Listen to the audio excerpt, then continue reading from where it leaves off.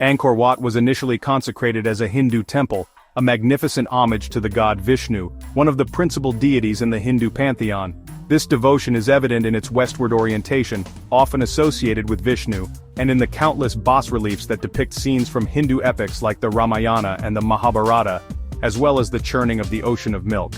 The central sanctuary, the symbolic heart of Mount Meru, would have housed a grand statue of Vishnu, serving as the focal point for royal rituals and state ceremonies designed to ensure the prosperity and stability of the Khmer Empire. The temple was thus not merely a place of worship, but a divine axis, connecting the earthly realm of the king with the celestial domain of the gods, reinforcing the concept of the Devaraja, or God-King. However, the spiritual landscape of Angkor Wat was not static. Over centuries, as Buddhism gained prominence in Cambodia, the temple underwent a gradual transformation.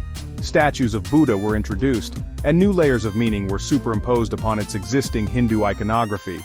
By the late 13th century, and certainly by the 14th, Angkor Wat had largely transitioned into a Theravada Buddhist monastery, a role it continues to fulfill, in part, to this day.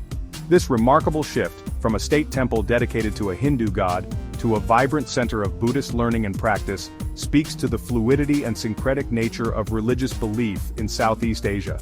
The temple's enduring sanctity, revered by followers of different faiths across different eras, underscores its profound spiritual power and its capacity to adapt and resonate with evolving human devotion. Chapter 4. Veiled in Stone, the Enigma of Angkor Wat's Hidden Chambers.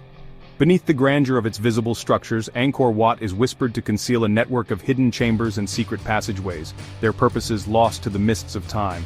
Archaeological investigations, sometimes aided by modern remote sensing technologies, have indeed hinted at voids and anomalies within the massive temple platform and beneath its foundations. These discoveries ignite the imagination, prompting speculation about what these concealed spaces might have once held. Were they treasuries, safeguarding the immense wealth of the Khmer kings, filled with gold, jewels, and sacred relics?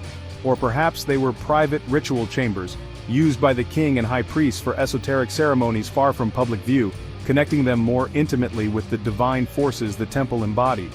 The possibility also exists that some of these spaces were never intended for human entry after their sealing, perhaps serving symbolic or structural purposes. Some theories suggest they could be crypts or repositories for sacred texts, now long decayed. Recent discoveries such as the unearthing of buried statues or foundational deposits lend credence to the idea that Angkor Wat still has many secrets to yield.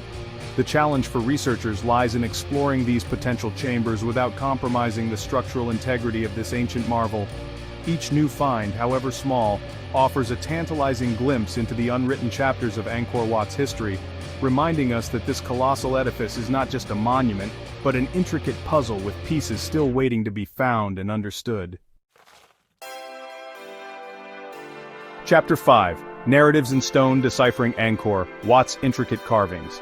The walls of Angkor Wat are a breathtaking library of stone, adorned with nearly 2,000 square meters of intricate bas-reliefs, a testament to the extraordinary skill and artistic vision of the Khmer artisans.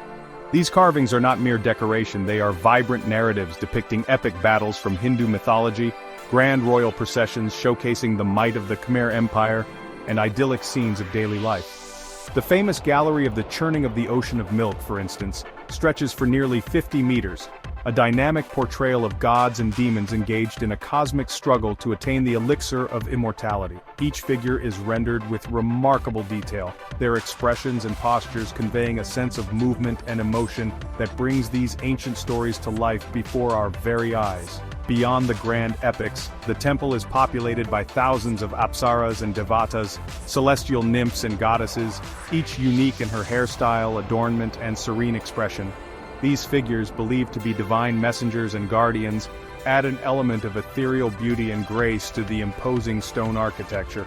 Scholars have spent lifetimes studying these carvings, attempting to decipher their full meaning, to understand the messages they conveyed to the people of the 12th century, and to appreciate the sophisticated theological and cosmological systems they represent.